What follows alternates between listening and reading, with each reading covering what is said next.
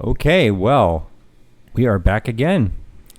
We're on a roll. This is our third one in 5 weeks. Yeah, we are. I mean, it's we got to keep it going here. We do. Yeah. So you are back. Yeah. So how have you been? Doing no, good. I'm just. I don't care. Yeah. No, I was just speaking rhetorically. No, I'm kidding. I'm kidding. Go ahead. I'm doing good. Why? Okay. No. Yourself? No, actually, I was thinking of something to say like that because I was just going to go, I don't care. And right.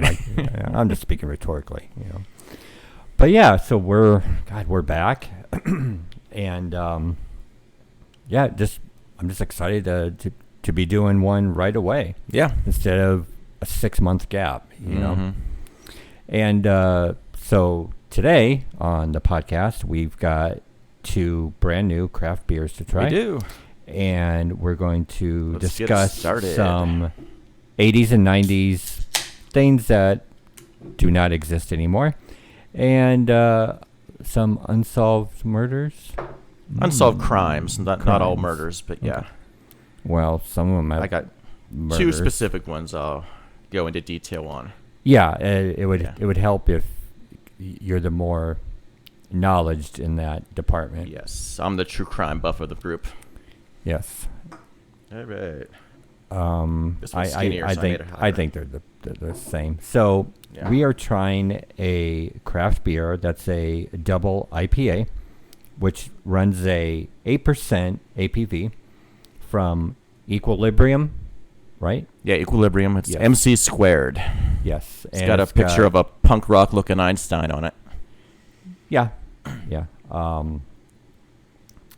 And it's what did I say before we came on the air? Apricot, mango, and pineapple. Pineapple. I can smell the pineapple. Yeah. So that's strong. Yeah. Oh wow. Yeah, you can really smell the fruit in it. It's a nice beer. I like this. It says it sneaks up on you, but I don't. What? Yeah, it went somewhere. Yeah. But yeah, not too bad. I like it. I'm gonna give 4.25. And then the other thing that it pours hazy. It does. So yeah, so it is a double hazy IPA. That's much needed because I don't know, when was my last beer? Like a week ago, whatever. Yeah, I've been. I can't say that. I had quite a few last night. Yeah. Yes, you did. So we are just doing our little check-ins here at the start before we go into our podcast here. And so you're giving this beer a 4.25. Okay. Don't forget taster. Yes, taster, and you're here too. So, and where did you purchase this at? 5.95. Oh, that's correct. That's right, because you bought a bunch of or a couple 4-packs. Yes. I might run this a 3.75. Okay. I got 0 badges on this one. I'm running out of badges. I've maxed out on so many of them. Yeah, but there's so much more that you can be getting that we just haven't even attempted to get yet. Okay, so you just want to quickly, just briefly mention what you did last night? Yes. Went and saw 4 rock bands that would be listed under the hair band genre. Headlining was Skid Row, and then there was Warrant, Winger, and Quiet Riot. And I went with my friend and coworker Jennifer, and she's been to a lot of concerts too, but I think this was like one of her first hair band concerts, and she had a blast. We had quite a few adult beverages. Adult like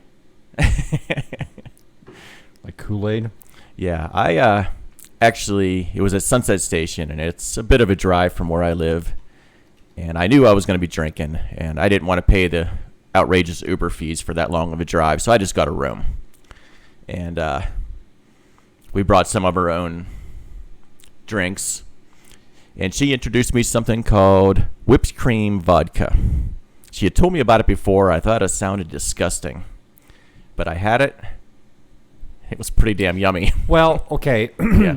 Remember when we were first drinking beer, and we were like certain stuff that we're actually kind of liking now, and we were like they put milk or lactose in beer, and then what was some of the there's some other stuff that we were just kind of like in beer, you know, like, but now we're like just so accustomed to it that, you know, so. Yeah. And I remember when I first heard this concert was coming, it was going to be an outdoor show in July in southern Nevada. Which like, right now we hit, what, 115, 116 this previous week here. I think it went up to like 110 yesterday. Okay. But the concert didn't actually start till 8. We went outside about 7. The sun was starting to set. It wasn't bad. I wasn't sweating. It was, but just for the people that have never experienced it, is that we could still be in the high 90s at sundown at night. Right. You know? So it's not that much of a relief, really. Yeah. But even with, it was a standing room only show, no chairs. Everyone was standing and shoulder to shoulder with everybody. And I was still comfortable. So I was actually surprised. I thought I was going to be miserable, but. So what if a person in a wheelchair came? They're going to make them stand? Yes. No. Actually, there was a wheelchair person, and they put him right in the front. Okay. And made him stand? No. Standing room only. I mean, that'd be offensive to people in wheelchairs. You know. You're so stupid. No, I was being dumb. I'm not. I know. Well, I mean, come on now. But I was just being funny. I mean, come on. I know. But so you had a great time. Yeah, it was awesome. Yeah. All the bands put on a kick-ass show, and Skid Row's new singer was on fire again. Good. Yeah. All right. Anything else you want to add? No. Yeah, that's about it. Just had a great time at the show. Yeah, and didn't do much else this past week or whatever. I mean, we did that. Did a lot of writing, but yeah. Yeah. Mm-hmm. But I mean, we did like that Christmas in July at that one that was bar. last Saturday. Yeah. Yeah, so that was a fun night too. Yeah, I mean, well, heck, we planned like what, 2 trips? We did. While we were, did all that planning. We got free food and free play on the machines. So yeah. But so like now we changed our minds. Like now we're going to Colorado next week, or next week. I wish it was next week. Yeah, I wish it was too. Next year, and then we threw in Texas, and then possibility of what the new stadiums coming up with Oakland and Tampa. Oakland and Tampa are planning new stadiums. When they're built, we'll go to them. Yeah. So we got, like we always do, we pre-plan.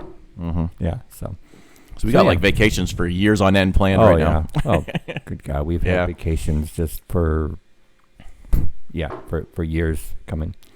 All right. So, what would you like to do first here? Go ahead and do your 90s stuff here. 80s, 90s? Yeah. Okay. So I just came across this article, and it was just saying like stuff that either we experienced in the 80s or the 90s that either doesn't exist or slightly exists, but just it just gets looked over, I guess. Just things that like the younger generation would never understand. Well, that too, but and then even like us, like we just forgot about it. Like, that's right, you know. Okay.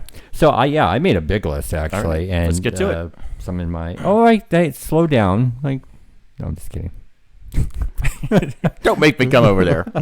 Okay, so one of the first things is phone books. You used to get a phone book delivered at your door every year. We White pages and yellow pages. Yeah. We don't anymore. No. And we don't even use phone books. No need to. You just Google it. Yeah. Yeah. Either the white or the yellow pages. You know, if you want to look up a business, you just Google it. I mean, really, did anybody really use the white pages? Really? I mean, rarely. Yeah. I mean, if it was somebody from school I needed to get a hold of or something, and I didn't have their number, I might look it up if they were listed. I mean, but it was used quite often back in the day, you know, and I remember using it quite often. So but just non-existent. Yeah. Yeah. I don't even think they print them. I don't think they do. That's funny that you mentioned that first, because in the story I'm writing that we actually came up with together, I actually have my main characters having to use phone books and like being totally confused by it because they couldn't use Google because they time traveled to the 80s. Yeah. So, yeah, I mean, just a lot of the book is the adjustments they have to make because all the technology's gone. Mm-hmm. Yeah, I mean, yeah, that's the thing is that there's other things on the list coming up. It's like, yeah, you really kind of had to do it the hard way, you know. Another kind of fun one, I shouldn't say fun, but missing kids on milk cartons. Yeah, that's real fun. Yeah, it is real fun. That was only done for a short period of time. Yeah, I remember it though. Yeah, and hey, you were somebody if you got your face on a milk carton. Mm-hmm. Yeah. So, I mean, there's a lot of kids missing, and they weren't all on milk cartons, but, you know. Wonder how many were actually found as a result of that. You know what? I was actually going to look that up, and I just well, what I was going to look up is how many kids ended up on milk cartons, and then, like, how many were found because of, Yeah, or rescued because of it or something. Yeah. But, so that's, and it's kind of a strange thing, too. It's like, why milk cartons? Probably because everybody buys milk at the store, so good circulation. Yeah, but, you know, like with fugitives, like they used to do at the post office, you know, so it's just like, yeah, let's just put them on milk cartons, you know. I mean, can you imagine a missing kid on a 6-pack of beer, you know? Yeah, if you find him, you probably forget about it because you're drunk. So yeah, of course. Yeah. Okay. So some of the stuff can actually be interwoven for this next one. Malls. Okay. They still exist. Barely. If you go on YouTube, there is a channel called the Dead Mall series. And it's about this guy that documents and goes around and films these malls that either have been forgotten about and they just lay to rot, basically, or it's malls that are still operational where they actually might just have the food court in it operational, or like one or two businesses, or sometimes they have like space rented out or something like that. It's actually an interesting channel. The Dead Mall series, you should check it out. I might do that. Because there's some where it's downright creepy.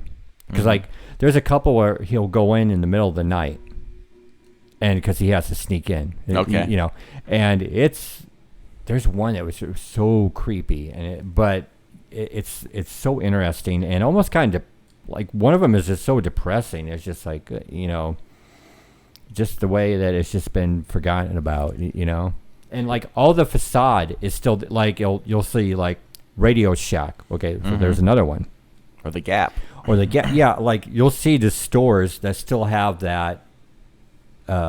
Like of course the sign is taken down, but you can almost still see like the halo around where the sign used to be, you know, and you can kind of make out like what was there, you know. So yeah, so it's interesting is that malls were especially on a weekend, Friday night, you're at the mall.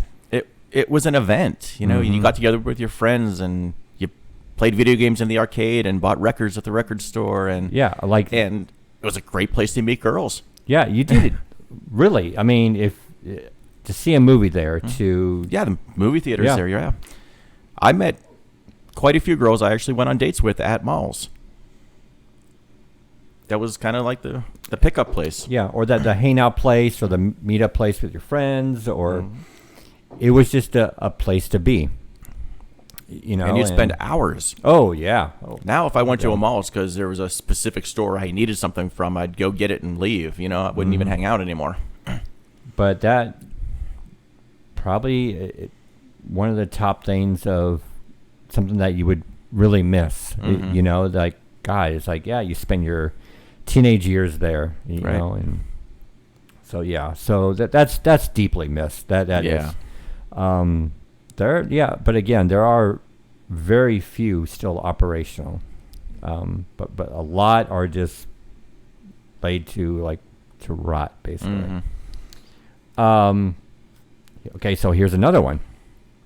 Is developing film. Yes. So you can have a disposable camera, or when you have your 35 millimeter camera and you need your pictures, done. You need to keep track of how many exposures you had left, because once you were done, you couldn't take any more photos. Yeah, so. And the other thing too is that, like with the digital, like you could do over.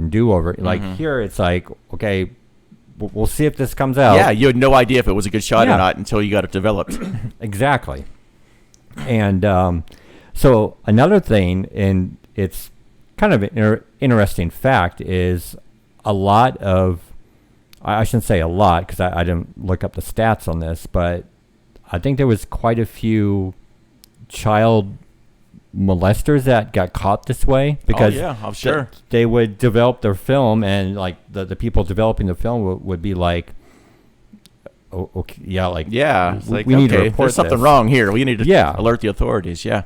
So it's so weird. And then the other thing too with that is, you remember those, and it wasn't. Some of them were part of the malls, but then a lot of them were the like tiny little box, like it was called Fox Film or something, and it was just like these little sheds almost that were like in the middle of like business. You mean the photomat? Yeah, exactly. Yeah. And it was just like a tiny little shed, and like smaller than this room we're in right now. Yeah, and then you would just drop off your film and go and pick it up to be developed. Now I think Walgreens still develops film. Yeah, they do. They got a whole photo center out back there. Yeah, I think they still do. More digitally to do your thing, but I think you can actually take film. And actually, I have a bunch of film that I still have to develop. Yeah, because I have a 35 millimeter camera, and I got a Holga and some other older cameras, and I still have probably like 6 or 7 rolls to develop. And there's actually a place down near the UNLV that develops film, like all kinds. So that was like, you don't even have to worry about developing film anymore. It's all done digitally. You see it immediately. If it's blurry or you just don't like it, you just retake it. Yeah. So delete it. Just another thing forgotten about, really. Because you're just so dependent on digital. So yeah. The next one is okay. Now this is because like someone like you and I, because it was geared towards males, and it would be late at night, like Friday, Saturday night, is 1-900 numbers. Yes. Kids, get your parents' permission before calling. Yeah, and a lot of them were sex related. Yeah, where like the. Okay, they would charge outrageous prices. It's like $4 a minute, Yeah, and well, there'll be some that would be like $5 a minute. Yeah, and they would hire models. Yeah, great looking females, and they're like, call us now, and it's just like, okay, yeah, I'm sure you're going to be on the other end, yeah, And it wasn't even just phone sex. I mean, they had psychics. The Coreys had one too. Freddy Krueger had one. Santa Claus had one. So like they really try to bank off 1-900 numbers. And so the other thing, I didn't write this down because now it just came to me, is 1-900, was it 1-900 collect or 1-800 collect? It was 1-800 collect. Collect call through them. Yeah. Hello. So back then you would. Well, long distance calling was still a thing back then too. Yeah. You don't have that anymore. Yeah, and so the 1-800 collect, because there was like 2 or 3 different versions from the phone companies or whatever, and so so you had to pay extra, but like now, God, you can call wherever for hardly anything, So so that was another fun one, and then the other thing I wanted to add too with the 1-900 numbers is. A lot of them during USA's Up All Night. Yeah. Mm-hmm. Like constantly, and it was all the female, call us for the best time, and it's just like, well, okay, yeah, or party lines too. My grandmother shared a phone line, and it was called a party line, and it's almost like timeshare, where you shared the phone line. Mm-hmm. So you pick up the phone, and if someone's using that line, you would have to wait until they Mm-hmm. So that's something that I don't know if hardly anybody remembers that. It's party lines. Yep. So another interesting one. Movie phone. Oh, yes. I never used movie phone. I always use the newspaper to get my movie listings. Or call up the theater, and they would have their own little recording. Mm-hmm. But I never used movie phone. Yeah, I never did either, except when we were messing with each other at work. I don't know if you were part of that ever. Oh, that's right. We would call movie phone and then transfer it to someone else's phone, so when they picked up. But wasn't that... immature joke, but it made us laugh. Yeah. Yeah. But wasn't that the theater itself? It wasn't. No, it was actually a movie phone. Was it? Yeah. Wow. It's been a while. Mm-hmm. So, but that doesn't even exist anymore. The number is non-existent, so we can't do it now. Yeah. So, but yeah, something else that long forgotten about, movie phone. So another thing to go with the malls is glamour shots. Ah, yes. Do you remember that? I do. Do you know they are still operational? Are they really? Okay, yeah. Isn't that amazing? I looked that up, and I think there's like one in Michigan, and there's one in a couple, like maybe a few other little cities, but they are still operational. They were actually pretty good. I knew some girls who actually did it, and you see the picture, and you're like, okay, they did a good job here, because she's not that good looking, Now, do you know what they're called by other people? Mm-mm. Like, really? You don't know the other name as more as of a joke, really? No. Glamour sluts. There you go. Because they did make them look a little slutty, didn't they? Oh, come on. All of them. The heavy makeup and then the clothes, and it's just like, oh, okay, well, making them look like a whore, Yeah, I guess they did. Never heard that? Really? No. I mean, you tell people glamour shots, and they're like, oh, yeah, glamour sluts. Okay. Yeah, I never heard that, but okay. Mm-hmm. Yeah. Interesting. Okay, but you never did a glamour shot? I never did. No. Didn't. It's not too late. It's still around, you said, right? Yeah. Well, they're not operational inside it because they were always inside of a mall. Mm-hmm. And I think they're more of a make an appointment type of thing. Okay. Yeah, but yeah, they're not operational in a mall, of course. But all right. So the next one is I have a soundbite. So I'm not going to say. Let's see if you can recognize it. I'm listening. All right. Are you listening? Okay.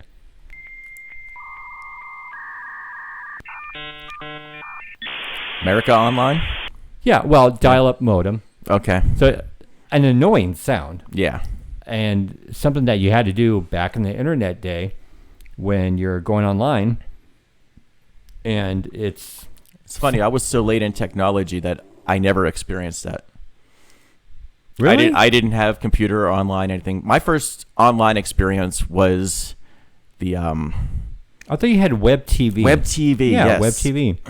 But it did make this noise. Yeah, it connected to your phone line, and it took like 5 minutes sometimes for it to connect. But yeah, web TV was because like back then, around web TV time, it was an alternative to where you don't have to buy an expensive computer. Right.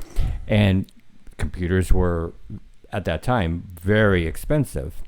And so web TV was, what was it? It was like around $200, I think. I want to say that's about what I spent, yeah. Probably and $19.99 probably is when I got mine. And then, of course, you had to pay for the... Yeah, it was like a $10 a month service or something, yeah. But, and I think they're either still around or they were around within the last, like, 5 or so years. I was surprised to learn that. Yeah. I was like, I thought they would be long gone. It's like, oh, I used mine for quite a while. I want to say it was I around did too. 2005 when I finally got rid of it. I used mine solely for the purpose of when Sci-Fi Channel started, they did a Mystery Science Theater caption thing where it was screen grabs every few seconds, and then they had it where you can go onto their website and then you can make captions, and it was actually like a weekend, like Fridays and Saturdays. There were a group of friends that could go in the same room and do all that. Okay. And that was my main purpose of using web TV like that. Like I hardly ever used it for information or, stuff No, like that. I had a couple websites. I used it for email, and I actually used to go into the chat rooms when those were popular. I did, So- like here and there with that. I had a but- handful of them that I yeah. was kind of a regular in, and I even met some people here locally in Vegas. It was a local Vegas chat room for people who live here, and then we used to get together at PT's pub about every 2 or 3 weeks. Okay. But yeah, so dial-up modem, you don't even right now you get on the internet, boom, like instantly, Right. But back then you had to wait in order to go on the internet. Yeah. All right, so I think we mentioned this like on our D-Live days. We've mentioned this Blockbuster Video. Oh yes. And it was okay. So what I want to say about that is, especially like on Fridays and Saturday nights, when you're done doing the mall thing, is that renting a movie was like a big deal. Like it's like, especially like if you had like a snow day, or if you were sick, or if you just kind of had the weekend off from school, whatever. It was a really big deal to rent a movie. Mm-hmm. You would actually spend time, like you could spend like an hour or more and go through the whole entire store, and you're like, I still don't know what I want to rent. Yes, I would many times. And like now, because like it's streaming and everything, it's just like, yeah, okay, like I may try to spend time trying to figure out what I want to watch or whatever, but it just doesn't seem like it's that big of a deal anymore. Scrolling through Netflix or Hulu for something to watch isn't the same as being in the store. Yeah. And actually picking up the tape and reading the back of it. Yeah, and stuff, because the thing that I love most about either betas or VHS is the cover art of the box. Mm-hmm. Which, especially if you were like renting like a sword and sorcery movie or like a sci-fi movie, the box art would be completely different from what the movie was. Mm-hmm. And the box art sold the movie or sold the rental for you. And yeah, I mean, it was a big deal to rent a movie. It was. And the other fun thing too was 5 for 5 for 5. So you can get 5 movies for $5 5 days. for 5 days. Yeah. Yes. Of course, they were like the ones that have been exhausted through the theater, and like you're talking like 2 or 3 years after it's exhausted the theater, and it's like, well, I missed it in the theater, and but yeah, they weren't like the top rentals or the newest releases. It's all the old stuff, but you could find some really good crappy movies to rent. Especially if the snow days were the best, like, because you could try to beat like the bad weather, and you knew there was no school tomorrow. Oh, you were set. You were set up. Set for great movie watching, and so miss those days. Really do. I miss the video store experience. Yeah, I do too. I do too. Well, then you can also say with the record store too. Yeah. Yeah. I mean, we still have them, but it's different. Yeah. Even the vinyl stores that we've come across in different cities. Zia Records here in Vegas. It's. Yeah, I don't know. It's like some of the magic has been lost along the way. Yeah, I mean, you could say that about either records, movies, or books, even. Like, because bookstores hardly exist. I mean, I know there's Barnes and Nobles, but like they branched out into other things too. It's not the same because like there used to be Walden books and B. Dalton. And I remember going to those bookstores all the time. Those were usually in malls. And inside malls. And I don't know why is that? Why is it not such a big deal anymore? Like it's not like a special, it's just, I is it because we're older, or is it because of the way it's being easy access? It's just, maybe it's that. Maybe it's like not so much of us being older. It's just that we have such easy access to get books, music, movies, and like look, I'm not saying you should do this, but like you can just pirate stuff, and get stuff for free, but like back then it's like you had to use your allowance or use your first job money, to buy that record or book or whatever, or movie. But like now, such an easy access to stuff. It's just, it's so commonplace, just, hey, I can get this whenever I want. I can watch this whenever. I mean, that's the thing too, is that there was only, back in the day, there was only 3 TV stations, and most of the times those TV stations weren't 24/7. No. Because like at the end of the day, they play the national anthem, and like, hey, we're signing off. But like now, you can get stuff 24/7. So yeah, I just I guess it's lost a little bit of the specialness and the magic to to rent stuff and to watch stuff, and okay, so I did the bookstores. Okay, so here's a kind of another interesting one that we don't even think about, is answering machines. Oh yeah. Well, now it's voicemail, but but I mean, same concept. Physical box that you had to leave your message, and then you would come home from after work, and then you would either the mini tapes or big size tapes.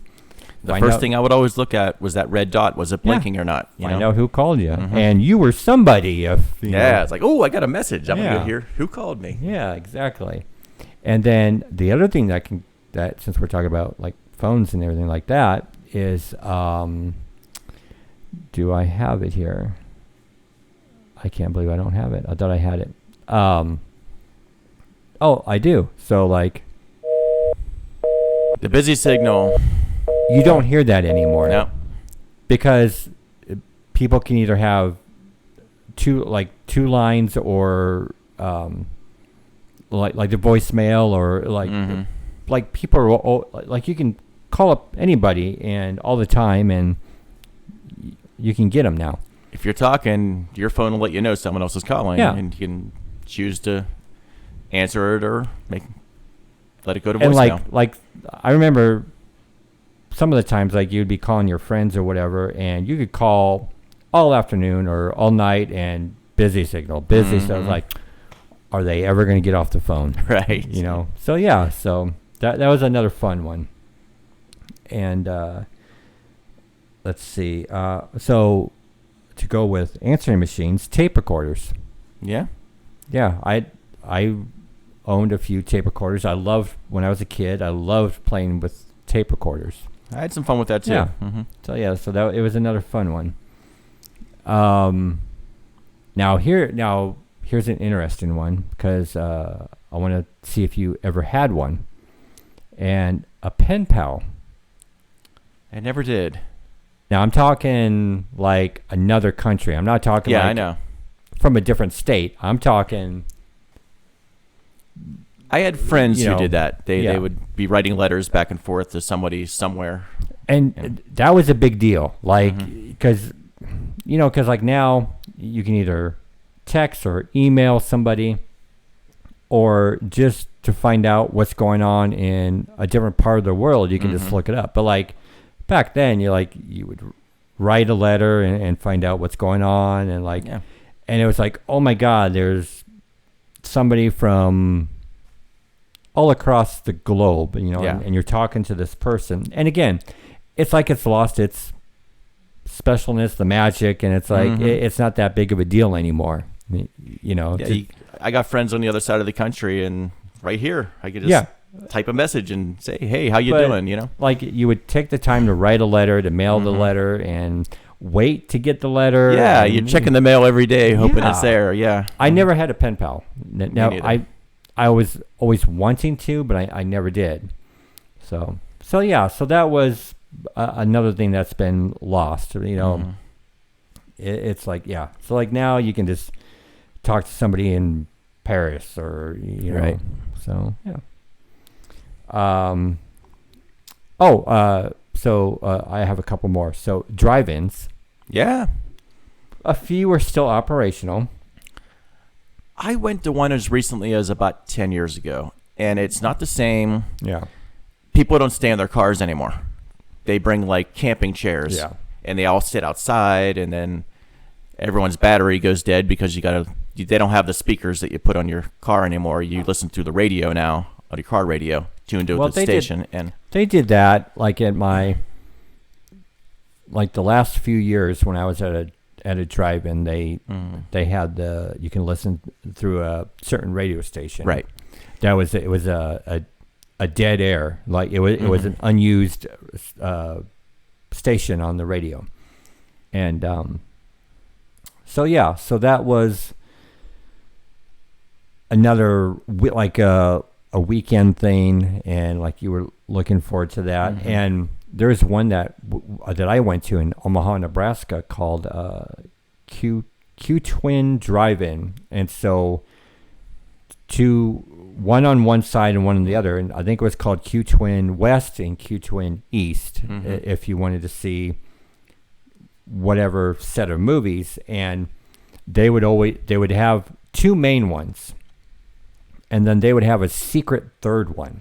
Okay. So you could you wouldn't leave that drive-in until like 5 o'clock in the morning, because they would wait till sundown, and then there'd be intermission. And so by the time that it gets to the third movie, it's like it can almost be sun up by the time you get out of the drive-in. And my mom took me to a few of those where we would stay for the three movies. And I love doing that. I loved going to the drive-in when I was a kid. I know there were always double features. I never heard of a triple feature there. Man, yeah. Back in Omaha, Nebraska, they did that, and they wouldn't tell you. You wouldn't know until they ran it. Yeah. Okay. So it could be anything, and it not within, like the first two would be within the two movies would be brand new, like released at the same time. And so that third movie could be, it could be 5 to 10 years old. So it could be something like really old, or it could just be maybe even a couple years, maybe like 2 or 3 years. But yeah, it was always a secret third movie you would stay for. Remember the year HBO did that on Christmas Eve? They said they were going to have a secret movie, and they wouldn't tell anybody who it was. No one knew going in. It turned out to be Ghostbusters. And that was when they first released it on HBO, but nobody knew. And I remember I tuned in to see what it was going to be, and I was just shocked. I was like, Ghostbusters, yes. Wow. Yeah. I never knew that. Yeah. Never knew that. I want to say Christmas of 85, maybe. Okay. Ghostbusters was 84, right? Yeah. Okay, yeah. Yes, so exactly. I think it was Christmas of 85 they did that. Okay. Yeah, I never knew that about HBO. The only time I ever remembered them doing that, all I knew that was they were advertising a secret movie that night. It was Christmas Eve. Interesting. Yeah.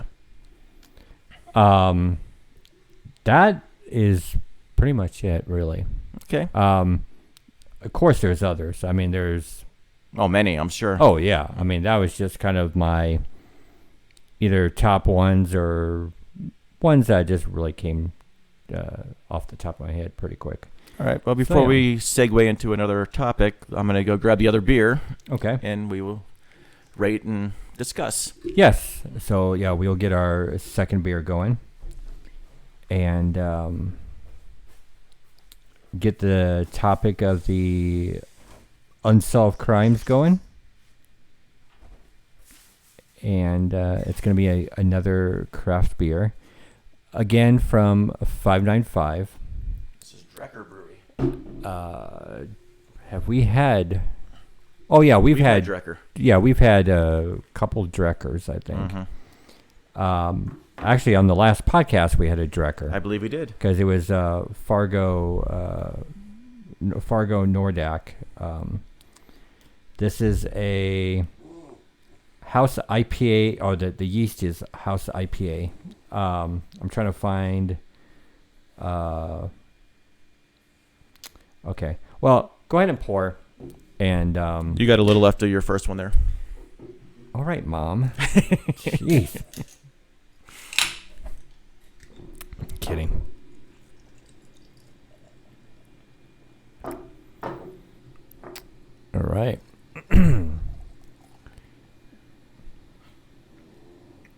So we will find out what once we go. I need to go on Untapped here. Ectogasm. That's the name of the beer. Okay. Yeah. You want to do me a favor there, Hutch? What's up? Go ahead and give little Brad a bone or something to shut him up. Give him a boner. Huh? Is that what you said? No. Jesus. No. Yeah, so, yeah, my dog is barking it up here. So, Ectogasm. And try to find out. A Drecker Brewing Company, IPA, New England. It's a hazy. And it is a 7% APV. This one's a little on the bitter side. Oh, really? Yeah. Let's see. Oh, you can smell it. You can smell that it's going to be. Yeah, not crazy about this one. I'm gonna give us a 3. Uh-oh. So, you giving it a 3? What do you think I'm gonna give it? Because we're so I know. on the opposite side of what we like, don't like, you know. So let me give you my opinion now.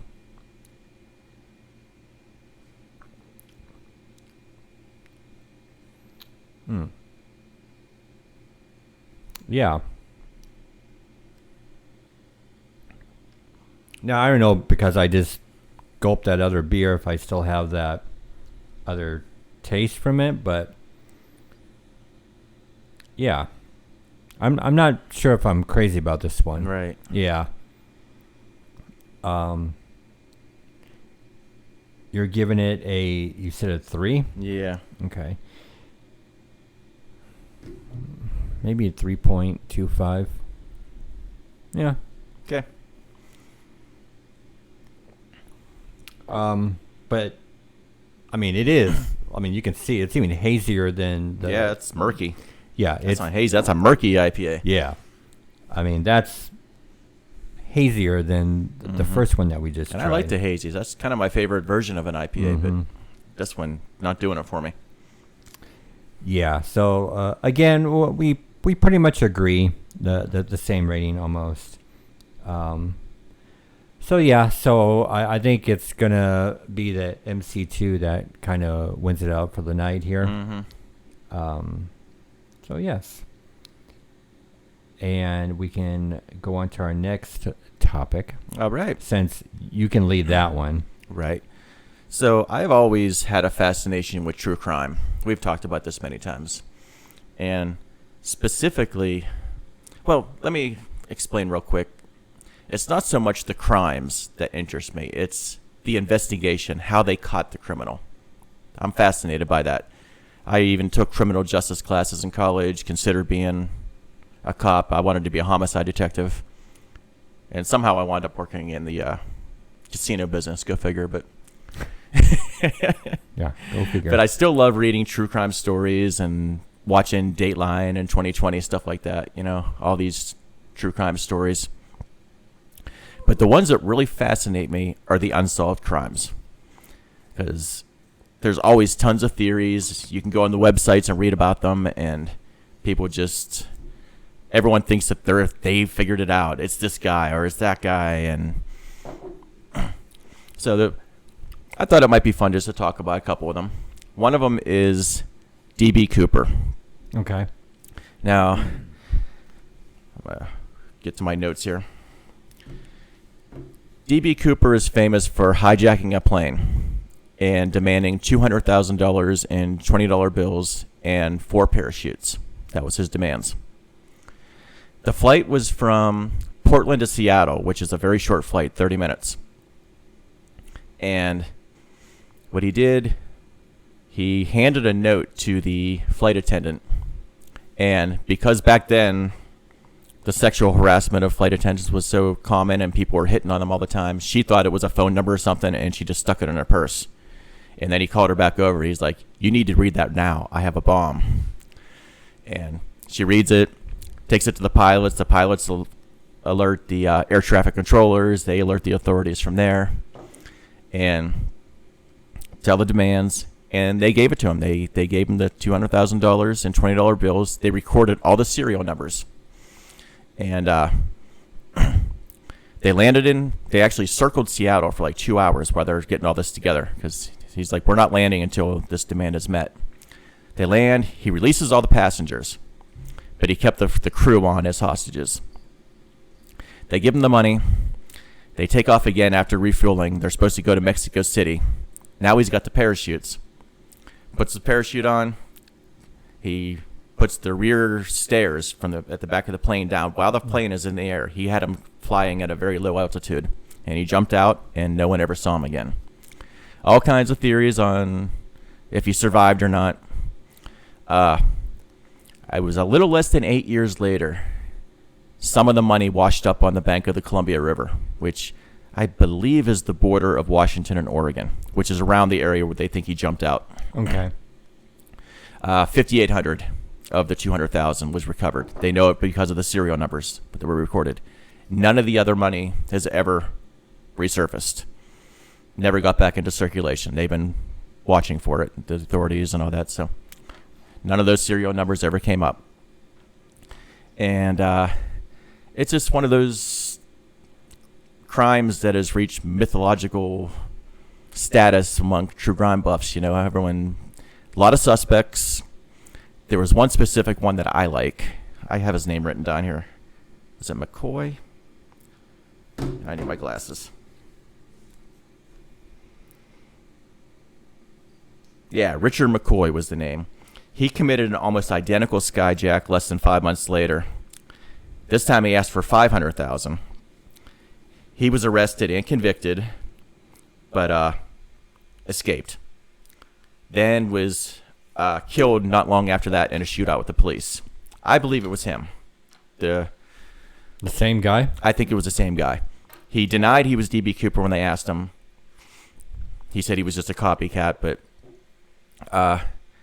there's just too many similarities. His picture resembles the composite sketch that they got for him. And just the reason people think it wasn't him was there's reports that he was actually here in Las Vegas the day of it, and he was having dinner. It was the D.B. Cooper hijacking took place the day before Thanksgiving, and he had Thanksgiving dinner in Utah the next day. So people are saying he couldn't have jumped out of an airplane in Washington and made it to Utah that fast. Okay. I think he could have. I've done that drive before. It can be done in a day. But that's me. That's my theory. I think it was him. People on the plane saw pictures of the guy and said it wasn't him. But I think he looks like the composite drawing. They're all in it together. Yeah. He paid him off. I got something else written here why people think it might not be him. Oh, that's it. Yeah. Okay. He was supposed to be in Vegas, and he was in Utah the next day, and the witnesses said it wasn't him. But there's a lot of similarities there. One of the reasons I picked this one to talk about is there's a recent documentary on Netflix about him too, and there's a guy named Robert Rackstraw that they were trying to say was him. He's no longer living either. He passed away a few years ago. And for years, people suspected it could have been him, and he would never deny it. There's like actual TV interviews with him. People, are you D.B. Cooper? And he's just like, I'm not going to say I am. I'm not going to say I'm not, pretty much, I think he was having fun with it. Yeah. Yeah. And the name DB actually was a mistake. He actually, airport security was non-existent back then. Mm-hmm. There was no metal detectors. That's how he got the bomb on the plane. And you didn't need to show ID. You just give him a name. Yep. And the name they gave actually was Dan Cooper. But there was a mistake made, miscommunication with a TV broadcaster, and they announced the name is DB Cooper, and it stuck. But the name he actually gave was Dan Cooper. And there is actually a comic book where the hero's name is Dan Cooper, and he's a pilot that jumps out of airplanes. So everyone was assuming he picked that name because he's a fan of the comic book. And that makes people think that he might be Canadian because it was only released in Canada in French. Okay. So just some little interesting tidbits of the D.B. Cooper case I thought I'd share. And I think it was McCoy, personally, and he was killed just a few years later after escaping from prison, just because of the similarities to the other skyjacking that he did. And he also jumped out with the parachute, just like D.B. Cooper did. So okay. And you said it's on Netflix. Netflix, yes. Okay. It's a 4-part documentary. And you watched all of it? Yeah. Okay. It's interesting. If you're into true crime, I'd recommend it. They try to sell Robert Rackstraw, although there's other people they interview who's like, no, it ain't him.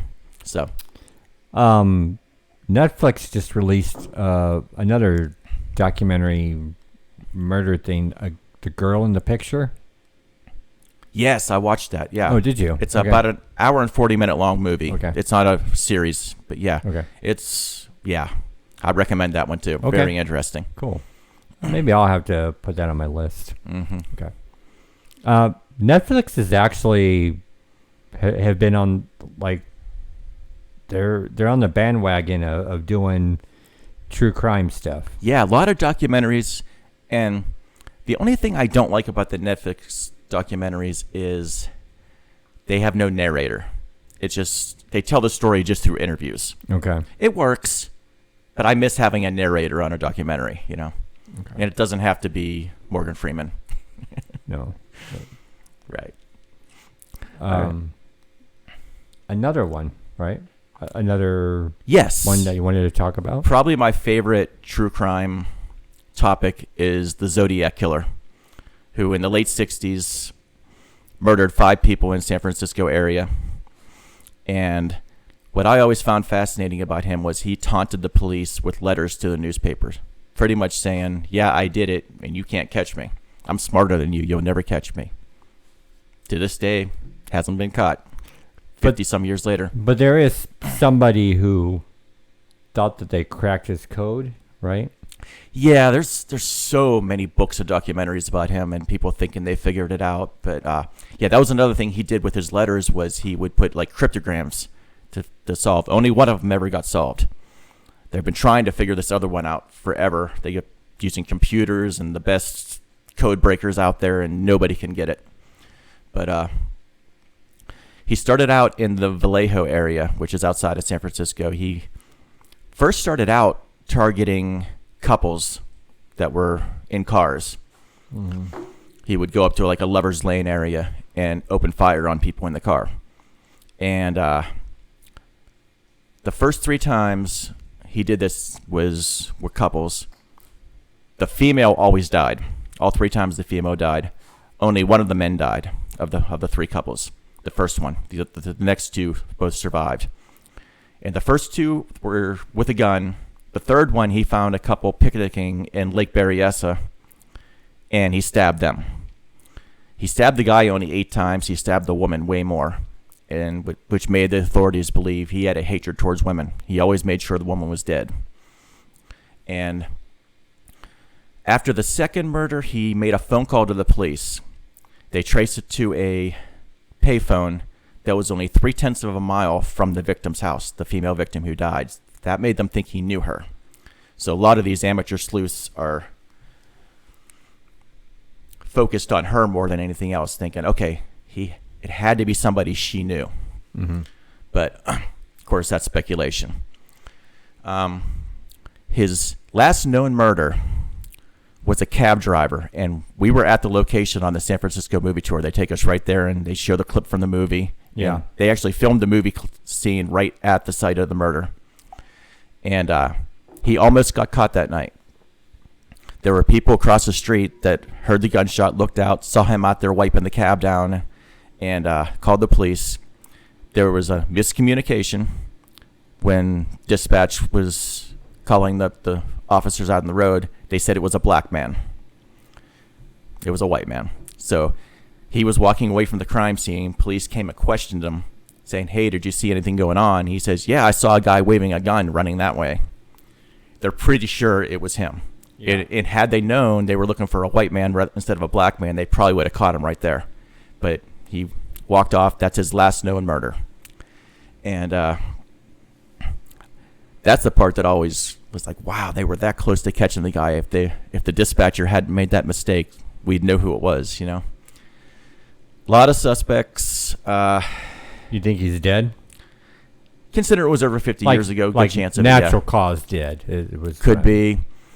And, you know, the experts on serial killing say that a serial killer will not stop until he's stopped. Yeah. And the murder stopped. So he might have got arrested for a different crime and was in prison, or maybe he's just hiding like Elvis. He could be hiding like Elvis, yes. But they don't have a lot of physical evidence. There was one fingerprint, the cab driver that was killed. They don't know for sure if it was him, but they do have the fingerprint. Never matched anybody. And the letters that he wrote, they took the DNA from the envelope, the stamp. You know, back then you had to lick stamps and lick the envelope. Yep. So they got DNA from that. Never could match it to anybody. None of the suspects they have ever matched up. So to this day, the Zodiac is an unsolved murder, and probably the case that got me into true crime in the first place. When I was in my early 20s, I bought a book, read about it, and I was just like enthralled by it. I was like, who is this guy? Why can't they catch him, you know? Yeah. So. And you saw the movie, the David Fincher movie. Yeah. What did you think of it? They really tried to focus on the one specific suspect that the author, Robert Graysmith, who wrote the first book that came out about it, he believes it was a guy named Arthur Allen. I don't like him. The DNA didn't match. His fingerprint didn't match. If it was even the killer's fingerprint, we don't know for sure. But didn't look anything like the composite sketch from the witnesses that saw him at the cab, and the cops who questioned the guy. They all got very similar composite sketches, and he looked nothing like it. The guy was too big. But that's a lot of people's favorite suspect. I didn't like him. I don't know who it was, but I remember, because I'm not that into the Zodiac Killer, but I remember just thinking that the movie was just average. I wasn't crazy about the movie. Yeah. I was so excited when I heard it was coming out because I love the case. Especially when you have David Fincher. Yeah, he's a great director. Yeah. He's put out some good stuff, but that movie itself, it just didn't do it for me. Saw it once. I've seen it a couple times. Okay, I saw it once, so. Yeah. But that's my take on my two of my favorite true crime, unsolved murders, crimes, whatever you want to call them. Now there's a lot, and actually what would be interesting is if, like with the podcast, if we can have one main subject like we did with the 80s, 90s, and do this again. Mm-hmm. So we're talking about one or two more unsolved crimes, because there's a lot. Yeah. I mean, I started looking stuff up, and there's a lot. I can find some. It doesn't even have to be unsolved. I can do just regular true crime. Yeah. There's other cases that are solved that I'm also fascinated by. So yeah. And we could limit it to either one or two. Sure. Every podcast. Mm-hmm. Like one if it's a lot to talk about. Right. Because it is like the one that, I mean, I've already heard stuff about the Zodiac Killer, but the first one about the airplane ransom, it's just like, okay, that's interesting, and I need to put that on my Netflix list now. Mm-hmm. So it is interesting. And then I need to do the girl in the picture. I need to put that. I enjoyed that documentary too. That was cool. Cool. I never knew about that case before until I watched it. Yeah, I was actually looking stuff up for unsolved crimes or whatever, and then that just popped up randomly or whatever, and wow, I need to watch that now. So yeah, I think we're good. I mean, that was I'm hoping that we could meet up again very soon. Yep. We'll figure out your work schedule, and we'll do another one soon. Yeah, absolutely. And we've already got a few topics that we want to talk about aside from the unsolved crimes or unsolved murders, whatever it's going to be. Right. So, yeah. So we just want to say thank you for watching. Yeah. Thank you for listening to us, even when we ramble on. And hit that like button and subscribe to Bosco's Toy Box.